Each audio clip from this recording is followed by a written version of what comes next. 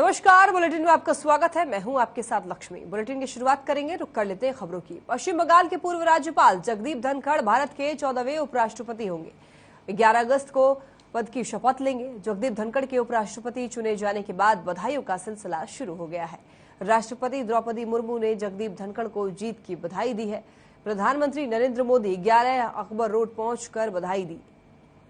गृह मंत्री अमित शाह, राहुल गांधी समेत कई नेताओं ने जगदीप धनखड़ को बधाई दी है। वहीं सीएम मनोहर लाल ने भी जगदीप धनखड़ को बधाई दी और साथ ही कहा है कि आपका नेतृत्व लोकतांत्रिक व्यवस्था को और भी मजबूत बनाएगा। देश के नए उपराष्ट्रपति जगदीप धनखड़ बने हैं।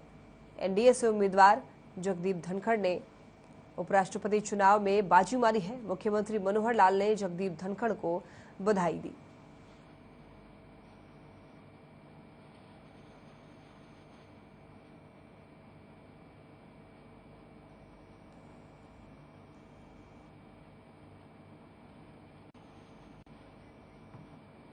करनाल में मुख्यमंत्री मनोहर लाल ने होंडा कंपनी के सहयोग से स्थापित किए गए ड्राइविंग ट्रेनिंग एवं रिसर्च इंस्टीट्यूट का उद्घाटन किया। सड़कों को दुर्घटना मुक्त करने के लिए चालकों को उच्च प्रशिक्षण देने के लिए प्रदेश में करीब 12 सेंटर खोले जाएंगे। लगभग 9.25 एकड़ भूमि पर बने ड्राइविंग प्रशिक्षण एवं अनुसंधान संस्थान के लिए सरकार ने भूमि दी है और कंपनी ने 34 करोड़ की लागत से सेंटर का निर्माण किया है। सीएम ने कहा है कि दुनिया भर में सड़क दुर्घटनाएं लोगों की मृत्यु का सबसे बड़ा कारण है, इसलिए दुर्घटनाओं पर अंकुश लगाना बेहद जरूरी है, जिसमें ये संस्थान अहम भूमिका निभाएगी। उन्होंने ये भी कहा है कि आधुनिक सुविधाओं से युक्त ये पहला चालक प्रशिक्षण एवं अनुसंधान संस्थान होगा। कॉमनवेल्थ गेम्स में भी हरियाणा के खिलाड़ियों के प्रदर्शन पर मुख्यमंत्री ने बधाई देते हुए कहा है कि एक बार फिर हरियाणा के खिलाड़ियों ने खेलों में अपना कमाल दिखाया है। कांग्रेस द्वारा महंगाई पर प्रदर्शन को लेकर भी मुख्यमंत्री ने जवाबी हमला किया है। उन्होंने कहा है कि कांग्रेस ये भूल गई है कि उनके समय में महंगाई आसमान छू रही थी। साथ ही कहा है कि पिछले 4 महीने से लगातार महंगाई घट रही है, ना कि बढ़ रही है।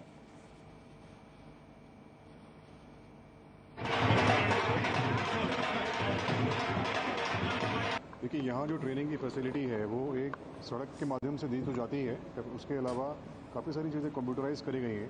इसमें बहुत सारे तरीके जो रोड पे एक्चुअली फिजिकली आप नहीं देख सकते, तो सारे कंप्यूटर के थ्रू रिसर्च के तरीके से जो किया गया है, एक अच्छी ड्राइविंग स्किल डेवलप आप पहले ही कर लेते हैं रोड पे जाने से पहले। तो ये जो वर्ल्ड वाइड टेक्निकल रिसर्च करके जिस तरह की ट्रेनिंग सिस्टम बनाए गए हैं वो यहाँ पे अप्लाई करे गए हैं, ताकि ड्राइवर रोड पे जाने से पहले बिल्कुल कॉन्फिडेंट होके कभी भी कोई एक्सीडेंट ना हो, क्योंकि इंडिया का भी एक विजन है 0 रोड एक्सीडेंट। ये IDTR जो है ये गवर्नमेंट के साथ मिलके होंडा ने अपनी इन्वेस्टमेंट करके ये IDTR बनाया हुआ है। यहाँ पे बेसिकली 2 व्हीलर्स, 3 व्हीलर्स, 4 व्हीलर्स और कमर्शियल व्हीकल्स सभी प्रकार के ड्राइविंग ट्रेनिंग यहाँ पे दी जाएगी। और उसके अलावा सबसे पहला IDTR के अंदर जो ऑटोमेटेड ड्राइविंग टेस्टिंग सेंटर है वो भी यहाँ पे बनाया गया है। ये हरियाणा में सबसे पहला ऑटोमेटेड सेंटर है।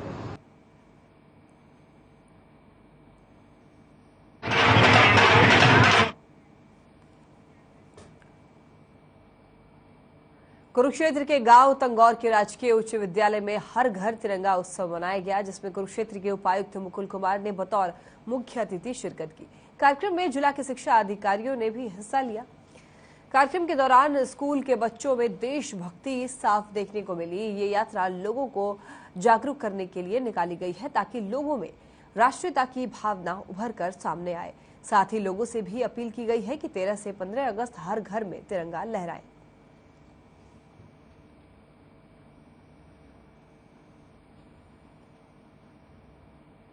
तंगौर में तिरंगा यात्रा निकाली गई है।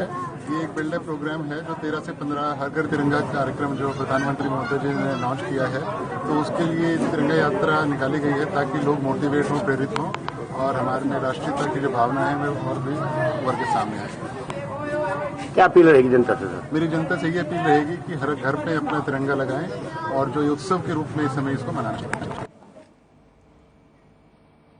कॉमनवेल्थ गेम्स में भारत का जलवा बरकरार है और हरियाणा के खिलाड़ियों की बात की जाए तो कई मेडल हरियाणा के खिलाड़ियों ने भारत की झोली में डाले हैं। हरियाणा के नवीन ने 74 किलोग्राम भार वर्ग में पाकिस्तान के ताहिर को हराकर गोल्ड जीता है, तो वहीं हरियाणा के चरखी दादरी जिले की विनेश फोगाट ने भी महिलाओं के 53 किलो भार वर्ग में गोल्ड मेडल जीता है। इसके बाद सीएम मनोहर लाल ने दोनों खिलाड़ियों को बधाई दी है और उनके भविष्य के लिए शुभकामनाएं दी है। कॉमनवेल्थ गेम्स में भारत का जलवा बरकरार है। हरियाणा के नवीन ने गोल्ड मेडल जीता है। कॉमनवेल्थ गेम्स में विनेश ने भी गोल्ड जीता है। इन दोनों को मुख्यमंत्री मनोहर लाल ने बधाई दी है। चरखी दादरी जिले के गांव बलाली के विनेश फोगाट ने कॉमनवेल्थ गेम्स में कुश्ती प्रतियोगिता में गोल्ड मेडल अपने नाम किया है। उनके इस सफलता से गांव में खुशी का माहौल है। विनेश फोगाट की मां प्रेमलता ने विनेश की जीत पर खुशी जाहिर करते हुए कहा है कि विनेश ने चोट के कारण ओलंपिक में मेडल न जीत पाने की कमी को कॉमनवेल्थ गेम्स में गोल्ड मेडल जीतकर पूरा कर दिया है।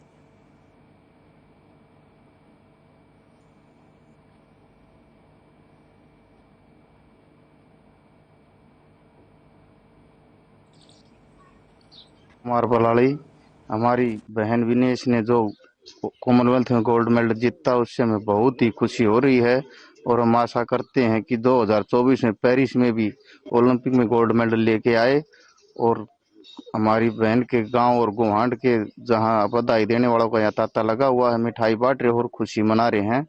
और ऐसी पहलवान विनेश जिसकी इतनी चोट लगने के बाद भी जो आज देश का नाम रोशन कर रही है, इससे और पहलवानों ने प्रेरणा लेना चाहिए और भविष्य में हम आशा करते हैं कि 2024 में देश के लिए ओलंपिक में गोल्ड मेडल लेके आए। बेटी का ओलंपिक में चोट लगी, मेरा बहुत दुख हुआ था। आज बेटी ने मेरी शांति भीतर की पूरी कर दी है। 3 बार कॉमनवेल्थ में गोल्ड जीता है बेटी ने। एक तरफा फाइल मारे उसने सरूजा टाका ही। बहुत बढ़िया कुश्ती दिखाई बेटी ने। देश देख रहे हैं, परिवार देख रहे हैं, गुआंढ देख रहे हैं। बहुत दुनिया के का ये ध्यान था बेटी छोरी गोल्ड को दावेदार से ये ले आवेगी। गीता ने, बबीता ने, विनेश ने भाई बहुत अच्छा। उसने लगातार तीसरे कॉमनवेल्थ गेम में मेडल जीता है, तो सभी को बहुत खुशी है कि उसने लगातार तीसरी बार कॉमनवेल्थ में गोल्ड जीता है। देश को उम्मीद तो हर खिलाड़ी से होती है और खिलाड़ी अपनी 100% देने के लिए भी किसी भी गेम में जाता है और खुशी है कि उसने वो काम किया है कि देश की उम्मीदें के ऊपर खरी उतरी है और आगे भी वो देश के लिए मेडल लाती रहेगी। उसके मनोबल को बढ़ाने के लिए ये कॉमनवेल्थ गेम बहुत ज़रूरी थे और उसने जिस तरह से उसने कुश्ती लड़ी है, उसकी अच्छी परफॉर्मेंस से, उसके अच्छी प्रैक्टिस से और उसके मनोबल को बढ़ाने के लिए बहुत अच्छा उसने कनाडियन नाइजीरिया खिलाड़ियों को एक तरफा हराया है। सोमवार से शुरू होने वाला हरियाणा विधानसभा का मानसून सत्र अपने आप में ऐतिहासिक होगा। इस बार मानसून सत्र की कार्यवाही ई विधानसभा प्रणाली के जरिए आयोजित की जाएगी। इसके लिए विधानसभा में विधायकों के डेस्क के ऊपर एक टैबलेट लगाया गया है, जिसमें विधायकों को लगाए गए सवाल के जवाब, कॉलिंग अटेंशन, स्थगन की पूरी जानकारी होगी। चंडीगढ़ में हरियाणा विधानसभा के स्पीकर ने बताया है कि विधानसभा में विधानसभा प्रणाली शुरू करने के लिए 12 करोड़ का प्रोजेक्ट तैयार किया गया था, लेकिन ऐसे करीब 8.5 करोड़ रुपए में ही ये पूरा कर लिया गया है। विधानसभा प्रणाली के 17 महीने पहले शुरुआत की गई थी। चंडीगढ़ में सोमवार से शुरू होगा मानसून सत्र। विधानसभा में टैबलेट से काम किया जाएगा। स्पीकर ज्ञानचंद गुप्ता ने इसके बारे में पूरी जानकारी दी है। इस बार का मानसून सत्र अपने आप में ऐतिहासिक होगा। ये 8 अगस्त को हरियाणा विधानसभा का मानसून सत्र शुरू होने जा रहा है। ये सत्र एक ऐतिहासिक सत्र होगा क्योंकि ये सत्र पूरी तरह से ई विधान के अंतर्गत प्रायोजित किया जाएगा।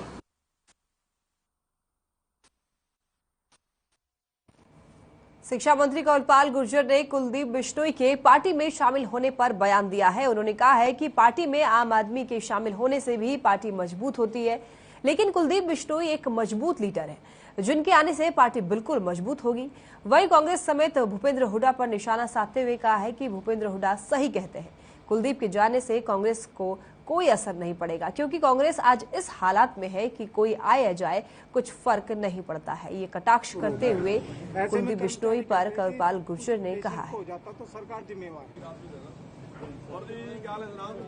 जिस दौर से देखिए, एक आम आदमी भी जब पार्टी से जुड़ता है उससे मजबूती मिलती है। जब इतना बड़ा लीडर कोई आता है तो उससे मजबूती मिलेगी। आने नहीं, बिल्कुल कांग्रेस में कोई फर्क नहीं पड़ेगा, क्योंकि कांग्रेस की जो हालत हुई उसके बाद फर्क पड़ने वाली स्थिति रही नहीं कांग्रेस की ना। जब अब कोई फर्क कांग्रेस में पड़ेगा, विषय तो नहीं है ना, कोई भी विषय नहीं है कोई भी जिसमें प्रदर्शन किया जाए। केवल एक है कि भाई जिसको वो सबसे बड़ा मानते हैं कि भाई वही सब कुछ है पार्टी की, वो कानून से ऊपर है, वो ऐसा एक प्रकार की सोच उनकी है। तो मैं समझता हूँ गलत सोच है। अगर मुकदमा दर्ज भी आया था तो 2012 में आया था, कोर्ट के द्वारा आया था। हमने कोई मुकदमा दर्ज नहीं किया, उसकी इंक्वायरी करा रहे। कोई भी आदमी अगर कानून नहीं मानेगा तो उसको भुगतना पड़ेगा, जो आम आदमी है। बहुत बहुत शुभकामनाएं, बहुत बहुत बधाई। और पूरे देश को, पूरे प्रदेश को इसी प्रकार की उम्मीद थी, और हमारे नौजवानों ने, हमारी लड़कियों ने, लड़कों ने भी इस प्रकार से देश का मान सम्मान बढ़ाया, और प्रदेश का, और विशेष करके झज्जर वालों ने कमाली कर दिया। आज तो झज्जर की जय जयकार है। और जी क्या हाल है जनाब? और ठीक, राम राम जी। कुरुक्षेत्र के थाना शाहबाद पुलिस ने करीब 27 लाख रुपए की धोखाधड़ी में शामिल दूसरे आरोपी नदीम वासी को गिरफ्तार करने में सफलता हासिल की है। पुलिस ने बताया है कि 24 अगस्त 2021 को आरएस लॉजिस्टिक्स के मैनेजर कुलदीप वासी ने पुलिस को शिकायत में बताया था कि कंपनी का सामान पहुंचाने का ठेका उनकी कंपनी के पास है और कंपनी का सामान अंबाला से गुवाहाटी जाना था, जिसके लिए उन्होंने नदीम अहमद से बात की थी। नदीम को जो सामान पहुंचाना था उसकी कीमत करीब 27 लाख रुपए थी, लेकिन उसने सामान को नहीं पहुंचाया, जिसकी शिकायत करने पर पुलिस ने धोखाधड़ी में शामिल आरोपी मोहम्मद वारिस वासी को गिरफ्तार कर लिया था। लेकिन दूसरा आरोपी फरार चल रहा था, जिसे भी पुलिस ने गिरफ्तार कर लिया है।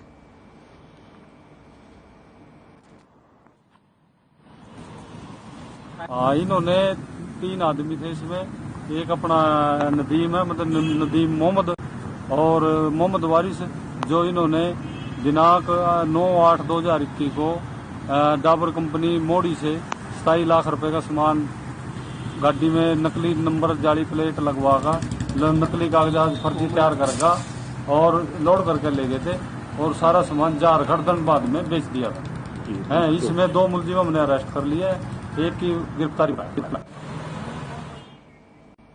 यहाँ रुकते एक छोटे से ब्रेक के लिए, कहीं मत जाइएगा, फौरन हाजिर होंगे।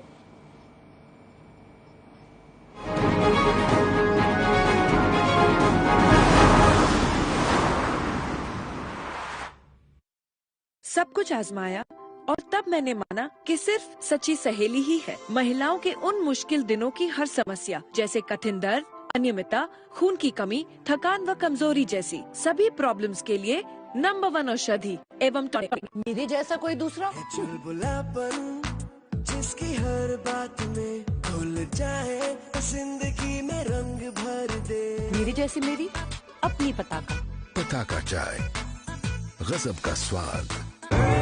देखें कौन नया खिलाड़ी आया है, समझा देते हैं, प्यार से समझाएंगे। ये तो अपनी जुबान है। जुबान एक हो तो दिल भी एक होने चाहिए। विमल बोलो जुबान केसरी। आजादी के अमृत महोत्सव के तहत 13 से 15 अगस्त तक एक स्पेशल मूवमेंट हर घर तिरंगा का आयोजन किया जा रहा है।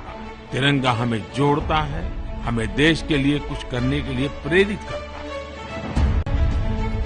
आइए आजादी के अमृत महोत्सव का जश्न मनाएं, घर घर तिरंगा फहराएं। तिरंगा हमारा स्वाभिमान, तिरंगा हर भारतीय की पहचान। तिरंगे में है आजादी की खुशबू, घर घर अलख जगाए। मैं आपसे अपील करता हूं कि इसे हर घर तिरंगा अभियान में बढ़ चढ़कर भाग लें, आजादी के इस पर्व को धूमधाम से मनाएं।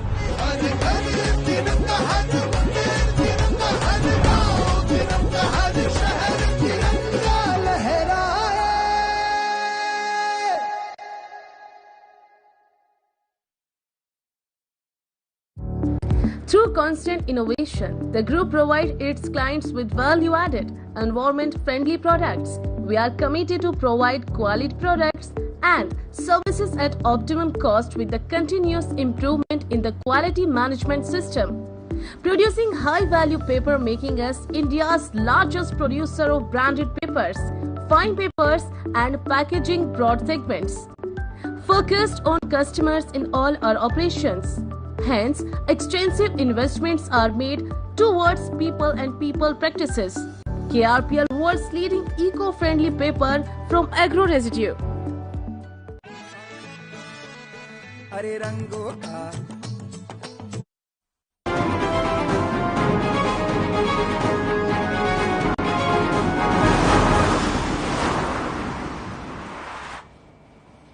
ब्रेक के बाद आपका स्वागत है। बढ़ते हैं आगे। धर्मनगरी के शाहबाद मारकंडा के पास मिले आरडीएक्स मामले में एसटीएफ की टीम ने दूसरे आरोपी रॉबिन प्रीत को शाहबाद कोर्ट में पेश किया। एसडीएफ की मांग पर अदालत के से आरोपी रॉबिन 9 दिन की पुलिस रिमांड पर भेजा है, जहां उससे गहनता से पूछताछ होगी। शाहबाद में मिली आरडीएक्स का यह मामला है। दूसरे आरोपी को भी कोर्ट में पेश किया गया। 9 दिन की पुलिस रिमांड पर है आरोपी। भिवानी में साइबर क्राइम के एक मामले का पुलिस ने खुलासा किया है और इस मामले में एक आरोपी को भी पकड़ा गया है। इसके साथ ही पुलिस ने लोगों से अपील की है कि वो सावधान रहें और गलतियां ना करें और ना ही किसी के बहकावे में आए। दरअसल ये मामला भिवानी के इंदीवाली गांव का है, जहां पर गांव के निवासी विजय का मोबाइल फोन खराब हो गया था, जिसे उसने ठीक करवाने के लिए दिया था। फोन ठीक करवाने में 3 दिन लग गए। वहीं जब सिम ठीक हुई तो पता चला कि उसके खाते से 1,10,000 रुपए गायब है, जिसके बाद विजय ने शिकायत साइबर क्राइम में दर्ज करवाई। वहीं पुलिस ने कार्रवाई शुरू की तो पता चला कि पैसे हिसार निवासी विशाल के खाते में गए हैं। पुलिस ने विजय से पूछताछ की और पता चला कि विजय के खाते में ये पैसे उसके मामा के लड़के आकाश ने डाले हैं। साइबर क्राइम प्रभारी सुमित ने बताया कि विजय की सिम खराब नहीं हुई थी, बल्कि जानबूझकर सिम को फोन में बदला गया था।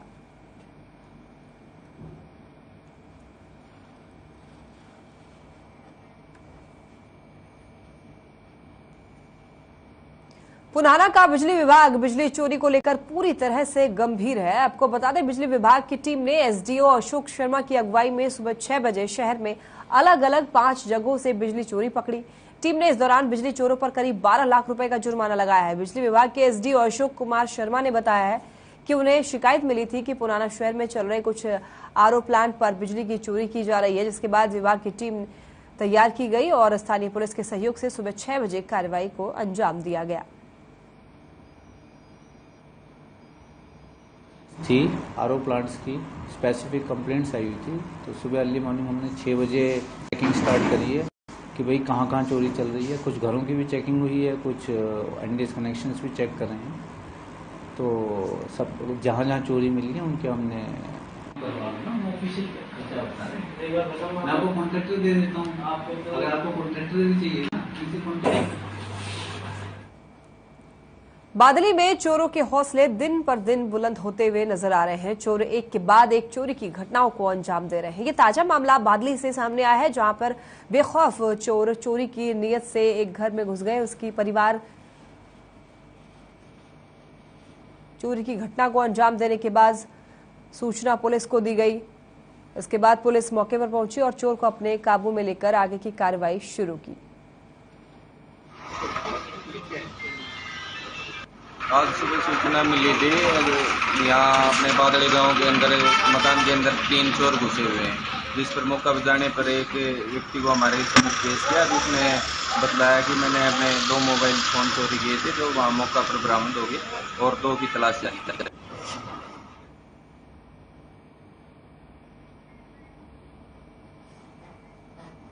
पानीपत जिले से एक हैरान कर देने वाला मामला सामने आया है, जहां पर बिहार के पटना जिले से 4 नाबालिग, जिनमें 3 लड़कियां और 2 लड़के थे, जिनको समय रहते पानीपत पुलिस ने पानीपत के ऐतिहासिक देवी मंदिर से बरामद किया। दरअसल पानीपत पुलिस को देवी मंदिर से सूचना मिली थी कि 5 नाबालिग पहुंचे थे, जिनमें से 4 नाबालिग शादी करने की तैयारी कर रहे थे। लेकिन पुलिस ने मौके पर पहुंचकर न सिर्फ शादी होने से रोका, बल्कि 5 नाबालिग को अपने साथ ले गए और उनसे पूछताछ कर सीडब्ल्यूसी के हवाले कर दिया। वहीं पूछताछ में पता चला कि 2 नाबालिग लड़कियां 15 से 16 साल की हैं, जबकि एक नाबालिग लड़की 13 साल की है, तो वहीं दोनों किशोर 17 से 18 साल के बीच के हैं।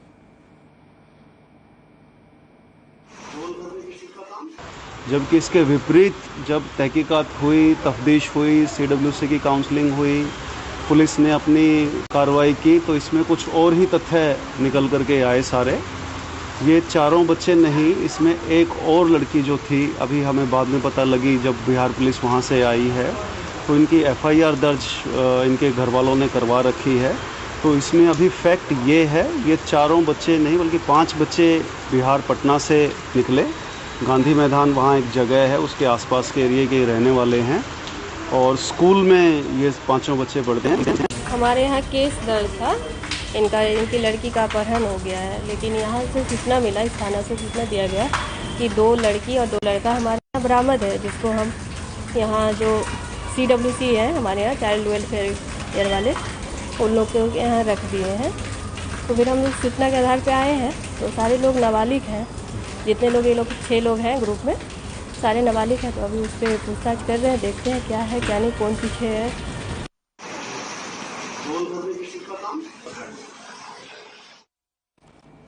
खबर यमुनानगर से है, जहां CIA2 की टीम को बड़ी सफलता हाथ लगी है। बता दें कि CIA2 की टीम ने ITI के 2 छात्र को स्नैचिंग के आरोप में गिरफ्तार किया है।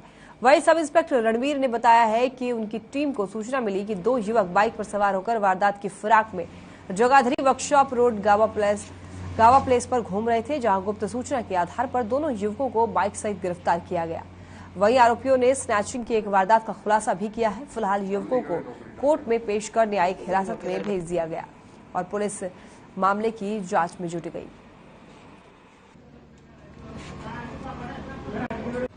सर, ये यमुनानगर में दिनांक 22 जून की रात्रि को एक रेलवे कर्मचारी से 2 बाइक सवारों ने बैग छीना था और उस बैग में मोबाइल, पैसे, कुछ कागजात थे, जो अभी बीती रात को 2 व्यक्तियों को काबू किया है। तो उनके कब्जे से वह छीना हुआ बैग, पैसे और मोबाइल बरामद कर लिया है। ठीक है, जिनको आज पेश अदालत किया जा रहा है।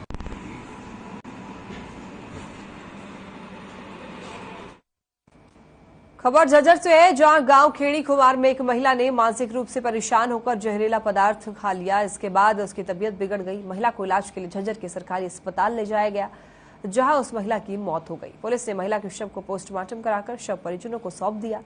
मिली जानकारी के अनुसार महिला पिछले काफी दिनों से मानसिक रूप से परेशान चल रही थी। कुछ समय पहले उसके बेटे की मौत हो गई थी, जिसके बाद से वो लगातार मानसिक रूप से परेशान चल रही थी और इसी परेशानी के चलते उसने जहरीला पदार्थ खा लिया। परिजनों ने इसके इलाज के लिए झज्जर के सरकारी अस्पताल में भर्ती कराया, जहां उसने दम तोड़ दिया। हॉस्पिटल में है ना, पॉइजन खाने से दाखिल हुई थी, जो जिसके दौरान इलाज है ना, रात को मौत हो गई। जिसका पॉइजन खाने के कारण मानसिक संतुलन बिगड़ चुका था। इसका कुछ दिन पहले है ना, लड़का एक्सपायर हो गया था, जिसका इससे मानसिक संतुलन चला गया था। वो थायराइड वगैरह ऐसी बीमारियों से परेशान थी, जिसके कारण इसने पॉइजन खाया।